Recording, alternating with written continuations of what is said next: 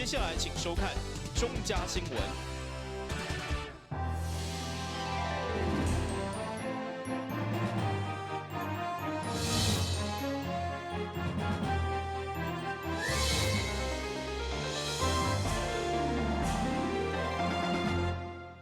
你好，我是顾家，欢迎收看中嘉台南电影新闻。今日有什么重要消息？透过整理报道，做伙了解。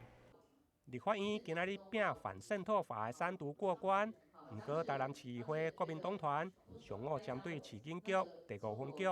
日前跨区前往婚林，约谈一名因为伫咧脸书打反对言论而被询问。对此，包括议会国民党团的发言人王家珍、议员罗坤福、加立委候选人蔡淑惠，拢批评警方的办案到底是毋是有中立，或者是办拿无办理？是不是只要是人民说了一些话，这些话呢是不利于蔡英文的选情，不利于民进党的选情警方就用各种手段，或者相关单位就想方设法从各个法律条文这个芝麻绿豆竭尽所能的去恐吓人民，去让人民害怕。涉违法是什么法？我比如讲，讲话如何规个位像迄个恁敢有动作啦？今仔日但破一篇文，拜咱破文，你咱大个叫人来问。我一直咧问看你的婆甲过头去，好的到过头去啦。要行政中立，不要看案子办案。这个案若是影响到民进党的，赶紧办；影响到国民党的，无咧办。这是变成了那猪丢吗？这个案子让我们觉得还真的有点莫名其妙哈。我们从来没看过我们警方针对网络的一些散播的媒体的散播的一些言论，如果间接影响到一些候选人，会那么强烈的去而且迅速的去办这个案子，那我们真的是不得不怀疑，我们是不是我们的第5分局是不是真的行政不中立？对此，警察局第5分局副分局长谢成福嘛表示，目前该案是因为有当人主动发觉，为了避免当事人舟车劳顿，因此前往婚林来主动询问。这个案件就是我们5分局侦查队在上个礼拜6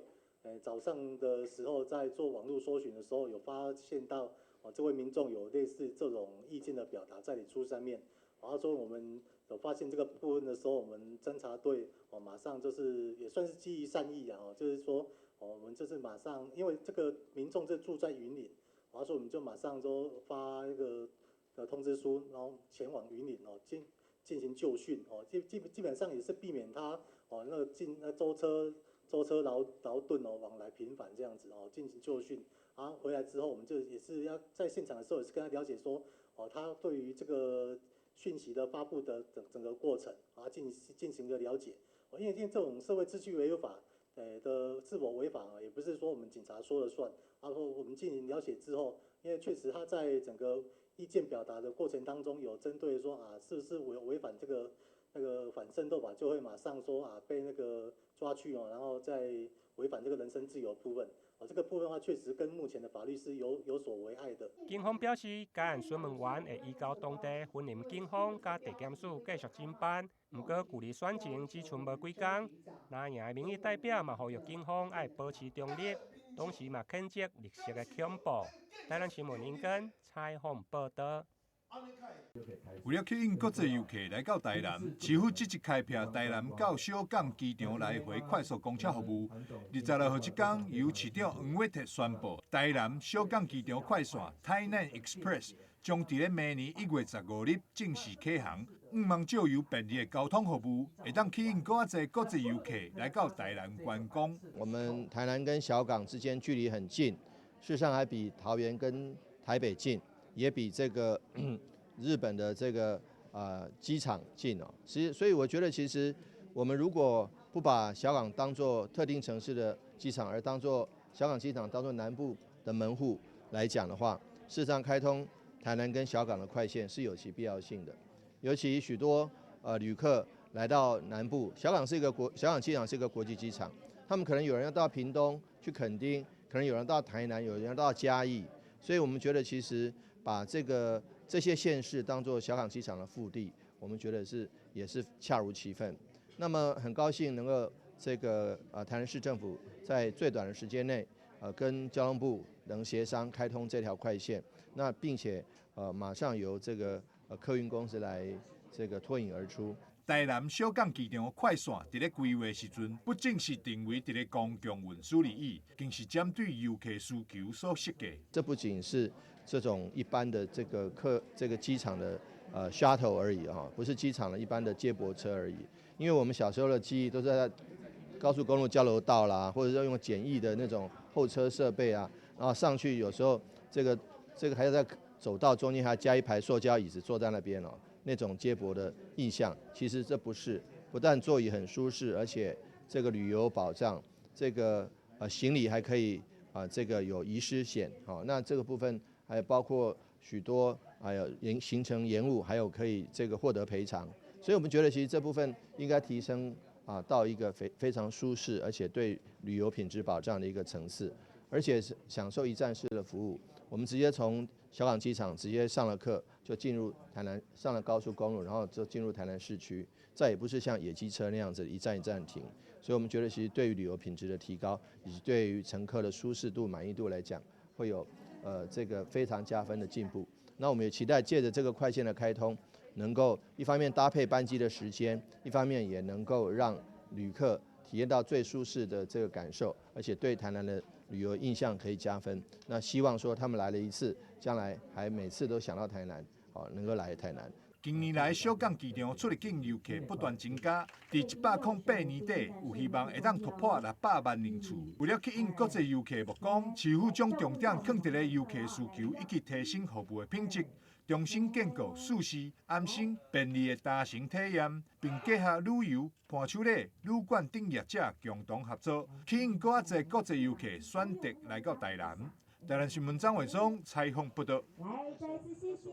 台南在地强调台湾制造的老牌子纺织厂，除了甲工业技术研究院合作，并自动化生产的效率，嘛又替民进党总统参选人蔡英文竞选团队制作真领外套，佮引起外界注目。业者表示，当初党部主文除了要求通风舒适，重点就是出货要紧，所以一般爱3-4个月交件，毋过真领1个月的出炉。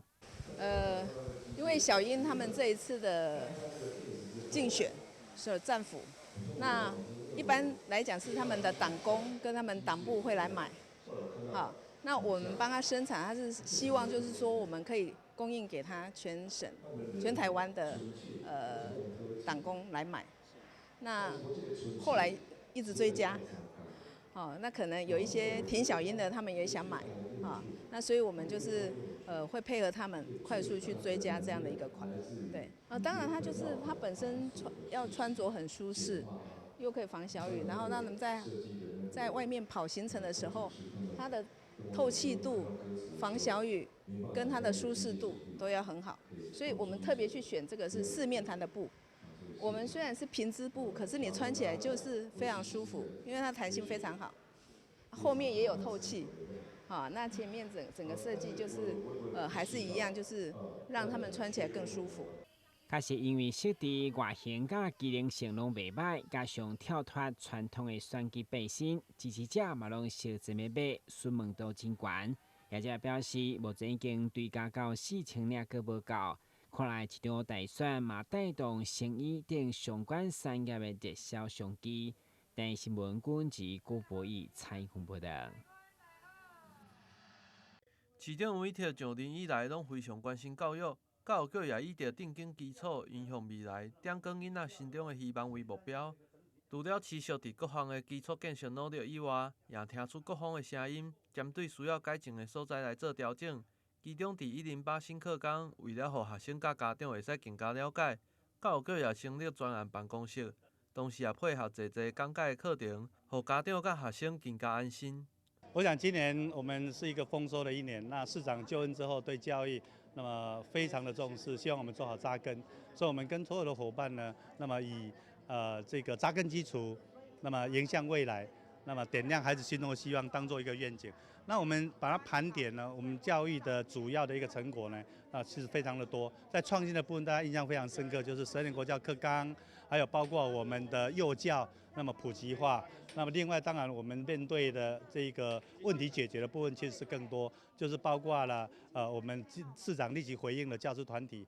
他们所谓3天变7天，还有9班增1员这等等的一个诉求。另外来讲，大概是家长最关注的12年国教那个整个免试入学的一个制度的一个调整，我想立即减轻了家长一个负担。那我们当然迎向未来来讲，我们包括在软实力那个部分呢，其实我们聚焦的大概是孩子他们的一个学习表现，所以扎根了基础的学习。另外就是阅读所谓素养的整个的一个提升这个应该是非常重要，也是家长所关注的，我们的孩子才会有竞争力。那另外来讲，当然幼教会持续的普及化，它的公共化的一个比例那在硬体的建设的部分呢，其实我们有一些新设的一个学校，其中印象应该我们是最关注的就是所谓沙仑 K 到12的全英语的一个教育的一个建制，因为台南市怎么样让孩子面对未来所谓全球沟通力，其中最重要的语言能力就是英语，所以我们听跟说的能力一定要扎根落实。所以展望新的1年，我们希望我们家长一起来跟我们支持，我们一定会做得更好，让我们的孩子有更好的一个学习表现。除了科技教育以外，教育局也将伫美学创意等方面规划了侪活动，甚至要伫明年安排小朋友的艺术季，要互大台南的小朋友拢会使伫艺文方面展示家己的才能。那美学创新力呢，是一种软实力，也是 AI 人工智慧时代孩子不可或缺一个能力。所以我们呢，在明年的7月我们要推出了那么第1届的2020那么儿童艺术教育节儿童艺术教育节，把我们孩子在学校学到的各种艺术的一种能量，我们透过平台的展现，让他们能够去表演。然后更重要的是偏乡的孩子，我们跟蓝美馆合作，那我们会用这个车辆，那么载送他们来欣赏了高水准的所谓艺术的展演。那这个部分我们会持续来推动，让孩子的美学创新能力能够扎根。除了各种的政策规划，伫各种学校的硬体建设，教育局也完成了校舍的重建甲补强，同时也争取到共融式的创意游戏场等等。教育局就是希望，让大台南的学生会使有更加完善的环境。新的1年，教育局也将会持续努力，让大台南的教育展现新的风貌。台南新闻郭博义采访报道。你们知道怎么防治人口贩运吗？首先，我来告诉大家什么是人口贩运。有要出国旅行的以及外来人口，要加强对自身权益的认识。发现可疑的地方，要检举通报。移民署跟司法警察会持续巡逻查缉，民众可以跟他们举报。抓到你们了！我们跟全世界的正义伙伴都会不断努力，粉碎人口贩运集团的恶行。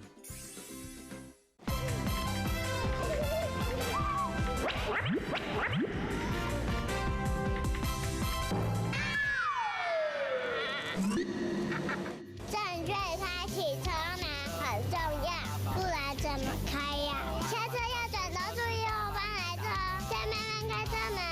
这是两段开车门啊！两段式开车门，两段式开车门，两段式开车门，因为很多要说也说3次。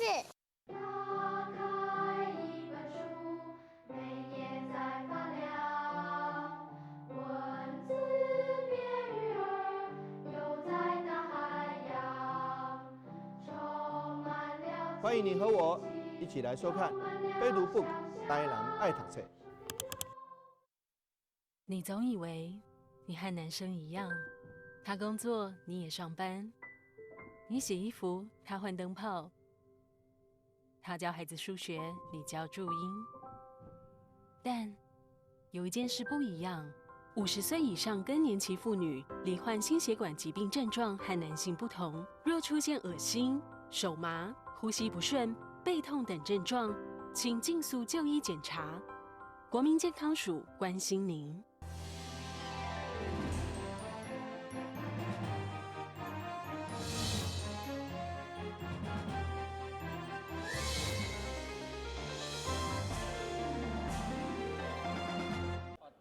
台南市驻青美联名记者杜荣一日前特别捐赠一批摄影作品，予台南市议会高龄93岁杜龙伊，随着国民政府一路对南京到台湾，并且投入陆军官校，被提升担任过总统的随身摄影官，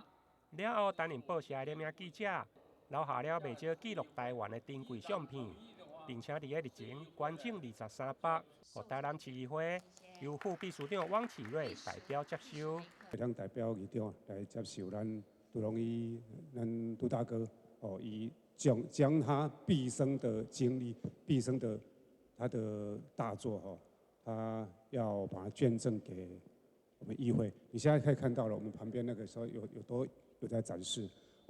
为了要展示它，我们要看我们前面这边还特别布置，这个已经布置了好几天了你看，我这个非常的重视咱杜大哥伊所有的所有伊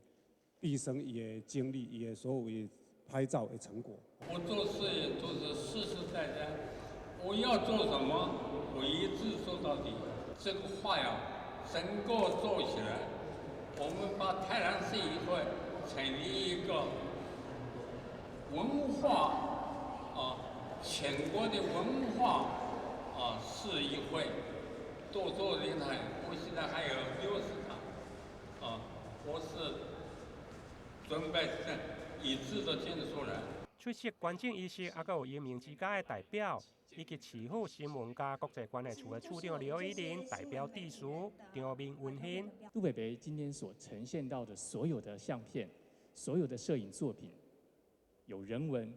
有情感，有浓浓的爱。他的工作非常的敬业，一直到现在，杜北北年长80多岁，据他表示，他应该是90多岁，他仍然在新闻上面，在他的专业上面贡献所学所长。从这些作品当中就可以看出来，老爹的确陪伴了台南人，尤其是给我们带来这么多在这个永恒当中、刹那当中所猎取到的这个最棒的镜头。在这里，我们也代表黄伟哲黄市长，还有所有台南市的媒体人，要向老爹说一声谢谢您辛苦了。23包的作品，日前嘛伫个市议会1楼大厅来展览。其中市议员王家珍看到家己一张少年时的相片，嘛对着杜龙伊所留落来美好回忆表示肯定。台南新闻林根采访报道。如果讲到知名的乐器，相信真侪人拢会想到吉他。为了让民众更加了解这个热门的乐器，嘉南苗栗大学特别举办这个集思广益吉他音乐工艺展。对吉他制作到各种的相关器具，甲以前吉他发展的历史，拢一概做介绍。同时也甲方圆之间室内乐团甲基美博物馆合作，展示了侪充满历史价值的民情，这也是咱台湾罕见的展览。今天会这边举办集思广益的这样的一个吉他音乐的公益特展就诚如刚刚在介绍提到，想了1年多，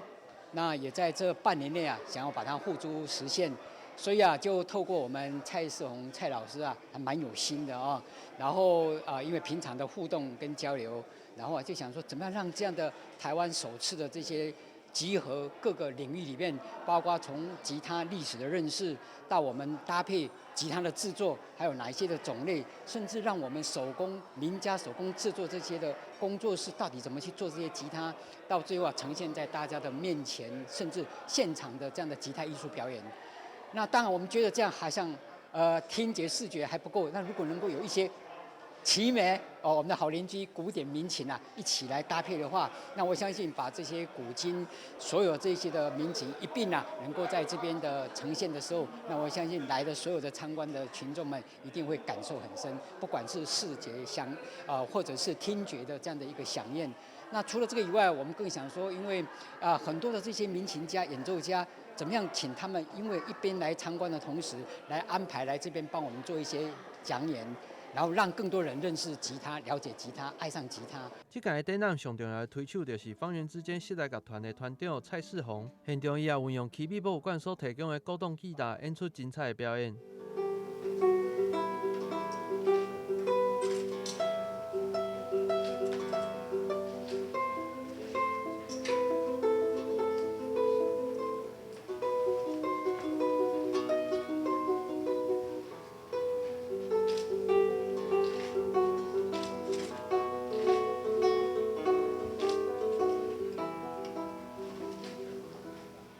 这次还特别跟奇美博物馆来借了有16把的这一个民琴。那我手上这一把民琴呢，是在1820年法国的这个吉他哦。那大家所看到的这一个有一个这个图画呢，这一把吉他当初呢除了可以弹奏之外它也是可以呢挂在墙壁上当做一个艺术品的来欣赏。所以我们可以看得到呢，在它琴头这个地方呢有一个孔，就是可以挂在墙上的。那刚刚我们也用这一把琴呢演奏了一首曲子，它的声音呢的确是非常古典，非常特别。这个展览将会为期3个月，也将会安排音乐会甲音乐家的讲座。如果是喜爱音乐的民众嘛，千万莫错过这个难得的展览。但新闻国报以采访报道。相信一定有侪使用专喙假喙齿的民众有发生过假喙齿落来的状况。如果想要改善这种状况，有的人会选择植牙。但是因为全口植牙的费用非常的高，对此基医学中心就运用少量的植牙来固定活动式的假喙齿。有2位患者经过使用后嘛，感觉效果非常的好，除了费用较俗，也会使有效减少无爽快的状况。它主要是针对全口都没有牙齿的病人，那它其实适用的就很广，你只要全口无牙，骨头条件还不会太差，身体状况也还可以接受植牙的手术，都可以利用这样的方式去重建。那所以它的优点就是第一个，它植牙颗数不用那么多，所以它可以有效的降低整个制作的费用。那另外就是它也可以利用植牙的帮忙，让你原来做传统全口无牙的假牙，那种假牙不稳定性或是不好咬的情况可以改善很多。那另外在上颚的部分，它也可以减少这种假牙的覆盖，让这个假牙它有些病人比较敏感，它可以降低病人会容易呕吐，或者是有时候会因为假牙的覆盖造成味觉比较不敏感的现象，它也都可以做大大的改善。如果想要做全口的植牙，上重要的一部分就是肢体的位置非常的重要。如果患者喙内的状况无好，可能就要做侪间的手术。但是这种运用植牙来固定假喙齿的方式，就相对较无这要求位置。如果你是要做全口固定式的假牙，它对于植体的位置要求会非常的精准。所以换句话说，如果你要植牙的位置它非常骨头条件非常的差的话，你可能需要额外的复杂又昂贵的手术，去让你植牙区域会变得就是要去重建，然后这样子对于病人来讲或是医师来讲，他的治疗难度都会大大提升。那这样如果以做植牙支撑的全口覆盖式假牙的话，它的植牙位置比较不会那么要求，所以我们可以有效的避开在骨头缺损很厉害的地方去植牙，所以它其实可以降低整个治疗的复杂度。安尼的治疗方式对长辈来讲，除了费用较低以外，上大的好处就是整理方便，是全口缺牙的患者一个真好的选择。但新闻国报以采访报道。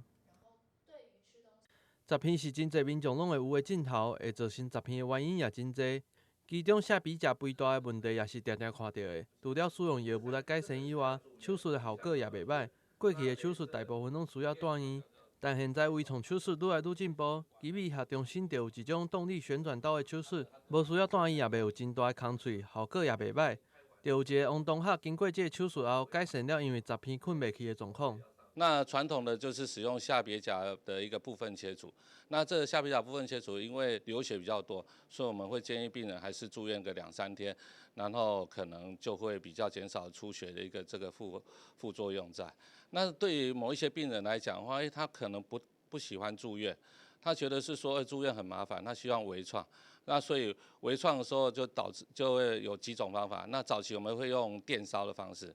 那后来进展到用雷射。然后再进展之后又有无线射频，那现在最新的就是所谓的动力旋转刀。那我们上次讲了说，不管是你用电烧啊、雷射啊，或是无线射频，这属于热能的手术，就是说它是用热去烧这个下鼻甲的一个黏膜，所以它会容易有结痂，那复原的速度会稍微慢一点。那动力旋转刀，那就是顾名思义，它是一个微型吸脚器，它是在下鼻甲的一个前方一个0.3公分的切口，然后从下鼻甲的黏膜下面把这个组织把它用那个吸脚器把它绞掉，让那个组织的体积变小，所以基本上它比较不会有热伤害。那它的缺点是说，它在手术的时候可能出血会稍微多一点点，但是术后只要适当的一个使用止血棉来止血，事实上还好。然后它也不需要住院，那做完就可以回去了。那病患满意度也不错，然后通常它的维持效果比上面3种热能的一个微创手术效果还更久。伊需要提醒，虽然市面上有一种速效的鼻喷剂，但是也袂使使用伤侪摆，因为伊的效果会愈来愈歹。要对根本来改善，需要维持运动的习惯，同时也减少过敏源的接触。长期的一个鼻塞，很多人会使用这个鼻喷剂来使用。那鼻塞的使用的鼻喷剂，大部分使用的就是所谓的一个就是血管的一个收缩剂。那这种血管的收缩剂长期的使用的话，它如果使用超过3天以后啊，它会产生反跳性的一个下鼻甲肥厚，也就是说它会变成效果越喷越差，反而会越塞。所以这种